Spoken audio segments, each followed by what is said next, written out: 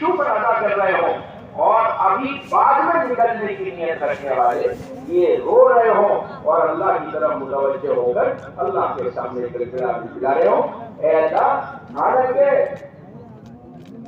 جانے والوں کا کیا شکر ہے، ہم سے زیادہ صلاحیت مند، ہم سے زیادہ مالدار، ہم سے زیادہ فارغ، ہم سے زیادہ علم والے، ہم سے زیادہ عمل والے، وہ ابھی گھر پر رہ گئے، اللہ نے ہمیں اپنے کرم سے قبول کیا۔ کوئی فخر کی بات نہیں ہے، یہ شکر کی بات ہے۔ اور جو ابھی نہیں جا پا رہے یہ اس کا احساس کریں، اے اللہ تو ہمیں بھی اپنے راستے میں جلد سے جلد قبول فرما دے۔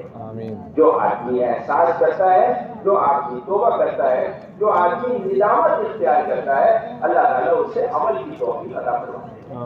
اور بعض مرتبہ نہ کر کے بھی کرنے والوں کے برابر ہو جاتا ہے، اس لیے اللہ تعالیٰ نے ان نکلنے والوں سے حضور صلی اللہ علیہ وسلم نے ایک موقع پر فرمایا، دیکھو بعض نکلے تو نہیں ہے تمہارے ساتھ، لیکن ہر وادی پہ، ہر پہاڑی میں وہ اجر میں تمہارے ساتھ ہیں، نکلنا تو چاہتے تھے لیکن اپنے سبب کی کمی کی وجہ سے نکل نہیں سکے۔ چار باتیں اللہ تعالیٰ نے ارشاد فرمائی نکلنے والوں کے لیے۔ ایک تو فرمایا ہدایت یہ نتیجہ ہے، ایک فرمایا تزکیہ، ان کے اندر جو کمیاں ہیں وہ نکال دی جائیں گی، جو بھلائیاں ہیں وہ دے دی جائیں گی۔ تیسری بات فرمائی مغفرت، قیامت کے دن سب سے بڑا مسئلہ ہر ایک کے سامنے یہ ہوگا کہ مغفرت ہو جائے۔ اور چوتھی بات فرمائی ان کے اوپر رحم کیا جائے، ان کے اوپر اللہ کا رحم ہو جائے، ان سے زیادہ مسئلہ کس کا حل ہو جائے۔ اب یہ جو واپس جا رہے ہیں کسی مجبوری سے اس وقت نہیں جا پا رہے، اللہ تعالیٰ ہم میں سے ہر ایک کو قبول فرمائے اور ہم میں سے ہر ایک کے لیے آسانیاں پیدا فرمائے۔ جیسے اللہ آسان کر دے تو کیا مشکل آئے گی، بس یہ نیت لے کر جائیں۔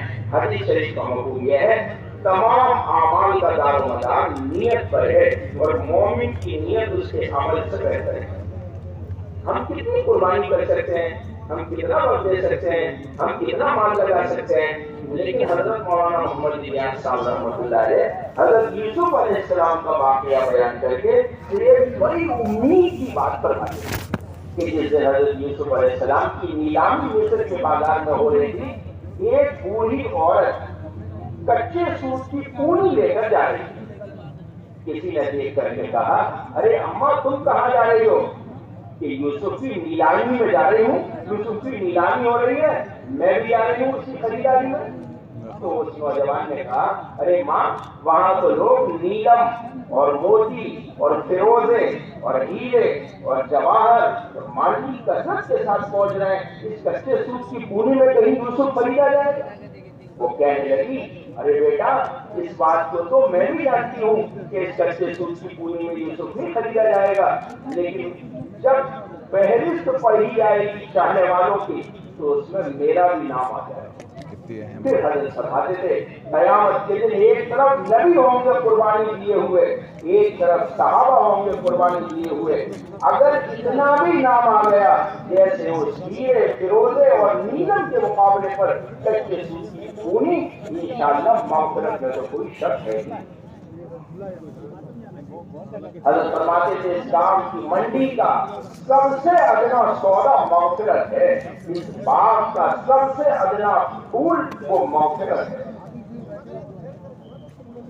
اللہ کے راستے میں جانے والے خوش ہو رہے ہیں اور واپسی میں جانے والے کیفیت کے ساتھ جا رہے ہو کہ ہمیں جلدی سے ترتیب بنا کر، اے اللہ میں اس وقت واپس آ گیا اور میری ہمت نہ ہوئی میں چلا جاتا، تو مجھے بھی اپنے کرم سے بہت جلدی قبول کر۔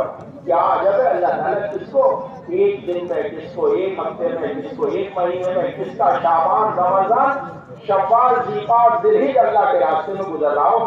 سب سے مبارک مہینے یہ 4 مہینے ہیں۔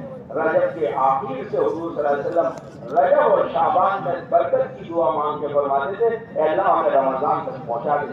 صحابہ کی تقریباً 11-12 سفر ہیں آئے خدا کی جو رمضان کے ہیں، بدر پوچھو، اس کو فتح مکہ کو پوچھو، تبوک کی واپسی، کتنے سارے سفر ہیں جو رمضان شریف میں ہیں۔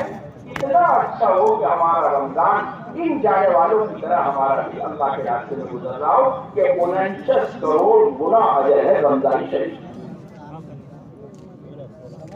7 لاکھ گنا تو عام احوال میں ہے اور یہ تو اجر عظیم ارشاد فرمایا ہے. اعمال تربیت کے ہمارے بھی وہی ہیں جو نکلنے والوں کے ہیں, نکلنے والوں کے بھی وہی اعمال ہیں جو مقام پر رہنے والوں کے ہیں. اس لیے جو اعمال اللہ کے راستے میں کرنے ہیں یہی گھر پر رہ کر کرنے ہیں اور ان کو سیکھ کر اپنے مقام پر آ کے جمانا ہے. دونوں ترجمے علماء نے کیے ہیں. جب یہ واپس آئیں تو یہ واپسی آنے والے ڈرائیں اپنی بستی والوں کو, اور دوسرا ترجمہ یہ کیا ہے جب یہ واپس آئیں تو بستی میں رہنے والے ڈرائیں ان واپس آنے والے.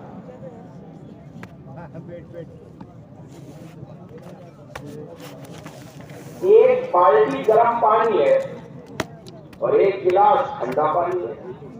ایک ہاؤس ٹھنڈا پانی ہے, ایک بالٹی گرم پانی ہے. یہ ایک گلاس ٹھنڈا پانی ایک بالٹی گرم میں ڈالو ایک گرم ہو جائے گا. ایک اور گرم پانی ہے اس میں ٹھنڈا پانی ہے, ایک بالٹی گرم پانی ڈالو ایک ٹھنڈی ہو جائے گی. نکلنے والے کتنے ہیں 10-12, لیکن ہاں آپ اگر اس میں مشین لگا دو گیزر تو وہ گرم رہے گا. آپ نے بستی کا ماحول بنا لیا واپسی آنے والوں سے پہلے. یہ تو تہجد گزار بن کے آیا تھا, یہ تو رونے والا بن کے آیا تھا, یہ تو سچا بن کے آیا تھا, یہ تو خدمت کا جذبہ لے کر آیا تھا, یہ تو سیکھ کر سکھاتا آیا تھا. ہمارے غفلت کے ماحول میں آ کے پیر پھسلا ہے. غلطی ہم اس کی بتا رہے ہیں حالانکہ غلطی ہماری ہے.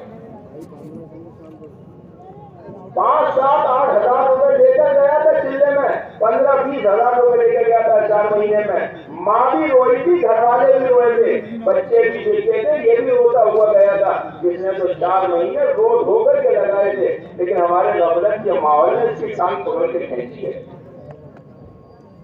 دنیا طلبی میں ہمارے ماحول میں لگایا آ کر, حرص میں ہمارے ماحول میں لگایا آ کر, گناہوں میں ہمارے ماحول میں لگائے. وہاں سے تو تہجد پڑھتا ہوا آیا تھا, یہاں فجر بھی چھوڑی ہے ہمارے ماحول کی وجہ سے. اس لیے جیسا ذمہ داری جانے والوں کی ہے, جیسا اہتمام جانے والوں کا ہے, ایسے ہی اہتمام اور ذمہ داری گھر واپسی والوں کی ہے. نیت دونوں کی ایک ہوگی. اپنی ذات سے دین پر چلتے ہوئے دین کا ماحول قائم ہو جائے. خود حضرت محمد صلی اللہ علیہ وسلم کی محنت سیکھتے ہوئے ایک ایک کو اس پر تیار کیا جائے. اپنے ایمان کو بڑھانے کی محنت کے ساتھ دین کا ماحول بنانے کی بھی وہی محنت ہے جو اپنے دینداری بڑھانے کی ہے. اگر کوئی آدمی کہنے لگے دودھ بیچنے والے کو دعا دے اللہ تیرا بھلا کرے, تو دودھ کا کام کرتا ہے, ہمارے گھر میں چائے بن جاتی ہے, ہمارے گھر میں چھاچھ ہو جاتی ہے, ہمارے گھر میں دہی جم جاتا ہے, ہمارے گھر میں کافی بن جاتی ہے, تو دودھ والا کیا کہے گا اللہ تمہارا بھلا کرے, تم میرا دودھ خرید دیتے ہو ورنہ میرا بھی توا چولہا اوندھا ہو جائے گا. پوری دنیا میں طریقہ یہ ہے کہ جو کام کرتے ہیں نفع دوسروں کو ہوتا ہے, ضرورت اپنی پوری ہوتی ہے. اللہ کے راستے میں نکلنے میں, دین کی محنت کرنے میں لگے گا ایسا جیسے دوسروں کو بات سمجھا رہے ہیں. اصل ضرورت ہدایت کی اپنی پوری ہوتی ہے, اور ہاں نفع دوسروں کو بھی ہو جاتا ہے تو ان میں طلب پیدا ہو جاتی ہے. گشت کرنا لگے گا ایسا دوسروں کو سمجھا رہے ہیں, تعلیم کرنا لگے گا ایسا دوسروں کو سکھا رہے ہیں, اور دعا مانگنے میں لگے گا ایسا جیسے سب کے لیے دعا مانگ رہے ہیں لیکن بھلا کس کا ہوگا پہلے. ارے بولو تو صحیح, گشت کرنے میں بھلا کس کا ہے, تعلیم کرنے میں بھلا کس کا ہے, اور دعا مانگنے میں بھلا کس کا ہے. ورنہ اللہ تعالیٰ فرمانے ناراض ہوتے ہیں جو عبادت نہیں کرتے. شروع کیا ہے بات کو دعا سے اور مکمل کیا ہے عبادت پر, چونکہ عبادت ہی ہے دعا مانگنا, طلب رحمت ہے دعا مانگنا. ہمیں شیطان دھوکے میں یہ ڈالتا ہے کہ تبلیغ کا کام دوسروں کے لیے ہے, اس لیے کبھی ہم فرض کہنے لگتے ہیں اور کبھی ہم واجب کہنے لگتے ہیں, کبھی ہم سنت مؤکدہ کہنے لگتے ہیں, کبھی ہم سنت کہنے لگتے ہیں.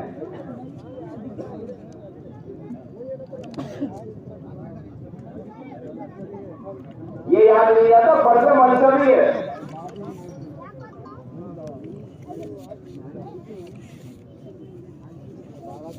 क्या की जिम्मेदारी है, और हमारा दीन पर चलना इसके साथ जुड़ा हुआ है, हमारी जरूरत है।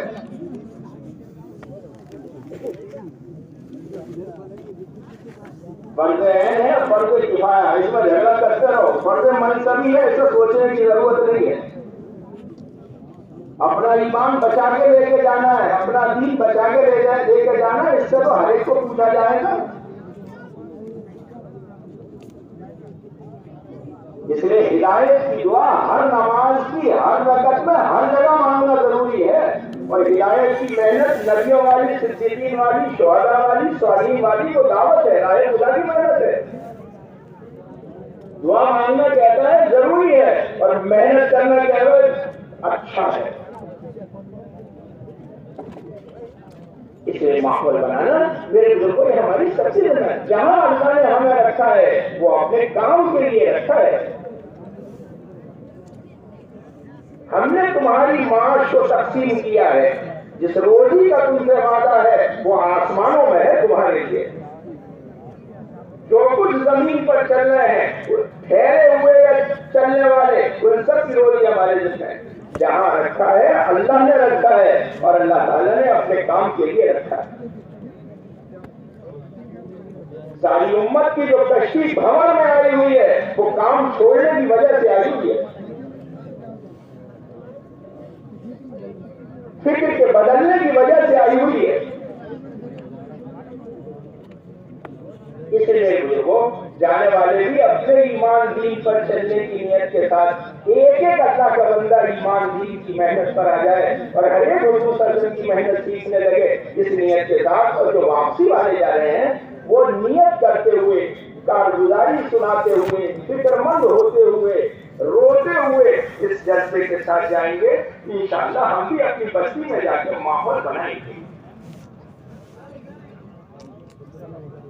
एक है नौजवान हजरत ज़िमाम रज़ियल्लाहु अन्हु, इन्होंने हुजूर सल्लल्लाहु अलैहि वसल्लम से आके कहा, या रसूलल्लाह मैं आपसे बात करूंगा, लेकिन बात जरा सख्ती से करूंगा।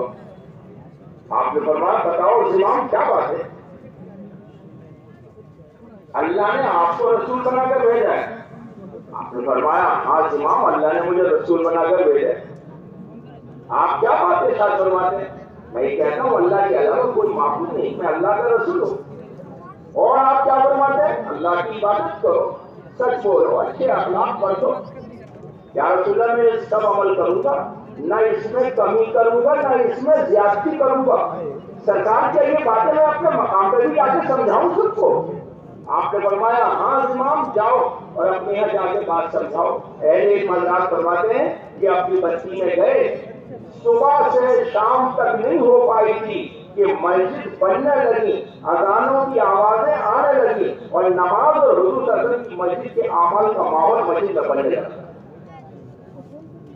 इतने कम अपने यहाँ जाके अपने यहाँ माहौल बना लिया।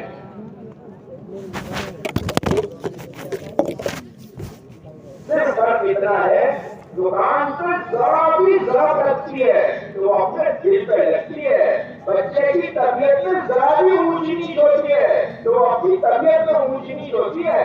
घरवाली की जरा भी आंख में आंसू आता है तो अपनी चीज निकलने को तैयार होती है। इसे हम अपना कहते हैं, और दीन की मेहनत और दीन को हम सबका कहते हैं। इसलिए माहौल न एक अमल है, सारे अमल छूट रहा। नमाज निकली है, पूरा दीन निकल गया है, सिर्फ ईमान बाकी है और शैतान की निगाह पूरी जमी हुई है। नमाज आ रही है, दीन आना शुरू हुआ है, अभी पूरा दीन जो हुजूर लेकर तशरीफ लाए वो बाकी है। अल्लाह के वादे दूसरे दीन पर नहीं है, अल्लाह के वादे कामिल दीन की इस्तिकामत पर है। इसलिए मौत तक मेहनत के मोहताज है।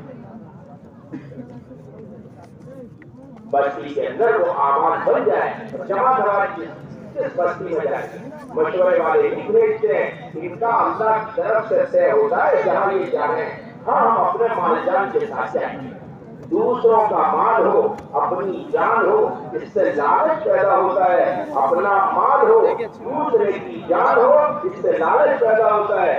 اپنی جان ہو اپنا مال ہو دوسرے کی جان ہو اس سے تکبر پیدا ہوتا ہے. دوسرے کا مال ہو اپنی جان ہو اس سے لالچ پیدا ہوتا ہے. اپنا مال اپنی جان لے کر نکلنا اس سے ہدایت پیدا ہوتی ہے. ہدایت اس نور کو کہتے ہیں. حکموں میں کامیابی نظر آنے لگے اور بے حکمی میں ناکامی نظر آنے لگے. سنت شریعت میں دنیا آخرت کا بننا نظر آنے لگے اور سنت شریعت کے ٹوٹنے پر دنیا آخرت کا بگڑنا نظر آنے لگے. بچہ ایک سنت ٹوٹے ہماری آہ نکلے. گھر والوں میں سے ذرا حیا پر فرق پڑ ہماری آہ نکلے. ایک وقت کی تصویر چھوٹے ہمارے اندر درد پیدا ہو جائے. ایک دن قرآن نہ پڑھا ہمارے اندر سوزش پیدا ہو جائے. ایک دن محنت چھوٹ گئی ہمارے اندر ایسے جیسے دوا کھانے والے کو دوا کا احساس پیدا ہوتا ہے, ناشتہ کرنے والے کو ناشتے کا احساس پیدا ہوتا ہے. ایسا گشت تعلیم اور مشورے کے چھٹنے کا ایسا احساس پیدا ہوتا ہے.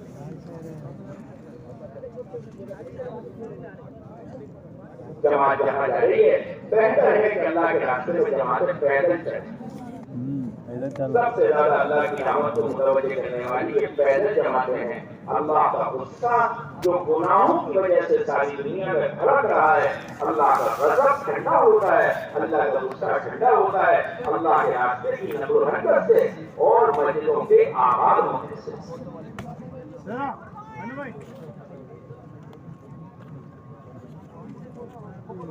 ایک محنت تو یہ ہے کہ ہم اللہ کے راستے کی نقل و حرکت کو پیدل شروع کر رہے ہو. تمام نبیوں کی محنت, صحابہ کی محنت سے سب سے زیادہ مشابہت یہ جماعتوں کی پیدل نقل و حرکت ہے. یہ ہمارا اللہ کے راستے کی نقل و حرکت کا پیدل کرنا ہے. حضور صلی اللہ علیہ وسلم تاریخ کا سفر ہے لیکن پیدل ہے.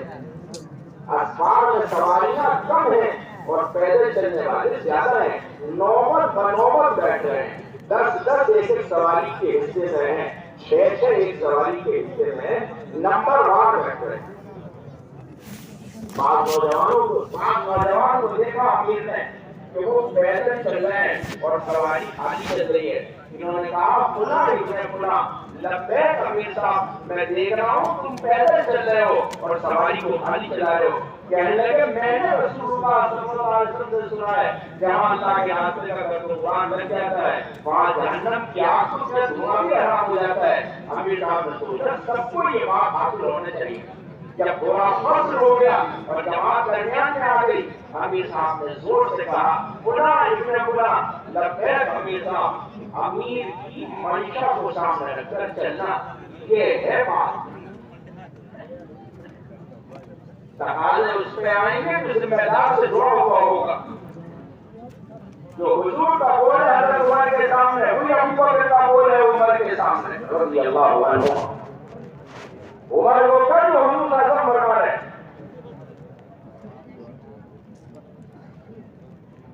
اپنے امیر کی مانو چاہے اس کا سر کشمش کے برابر ہو. منشا کو سامنے رکھ کر چلنا. سمجھتا ہے امیر صاحب کا منشا یہ ہے اس نے امیر تو ہے رسی پوری جماعت اس میں بنی رہے گی. بنی ہوئی جھاڑو پورا کرکٹ نکالتی ہے, کھلی ہوئی سیٹیں 1000 ہو, ایک گرام بھی پورا نہیں نکال سکتی ہے. بکھری ہوئی ہے, کھلی ہوئی جھاڑو ہے. امیر کا منشا سمجھ گئے. امیر صاحب چاہتے ہیں سب کو پتہ چل جائے. زور سے کہا امیر صاحب میں نے سنا ہے رسول اللہ صلی اللہ علیہ وسلم سے. ایسے یقین سے کہتے ہوں گے میں نے سنا ہے رسول اللہ صلی اللہ علیہ وسلم. جیسے صحابہ یقین کی بات یقین سے کہتے تھے, یقین کی بات یقین سے سنتے تھے, یقین کی بات اخلاق سے کہتے تھے, یقین کی بات اخلاق سے کہتے تھے. کچھ نہیں بدلا چاہنا ہمیں اس سے. منافقین کا شخص پڑتا تھا, شخص سے سننے کی وجہ سے, مذاق کی نیت سے سننے کی وجہ سے. ذرا سنو تبلیغ والے کیا کہہ رہے ہیں. ہم کافی ہیں مذاق بنانے والوں کے لیے.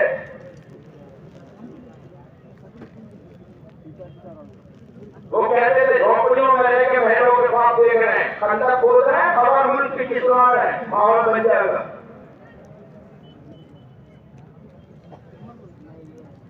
یقین کے ساتھ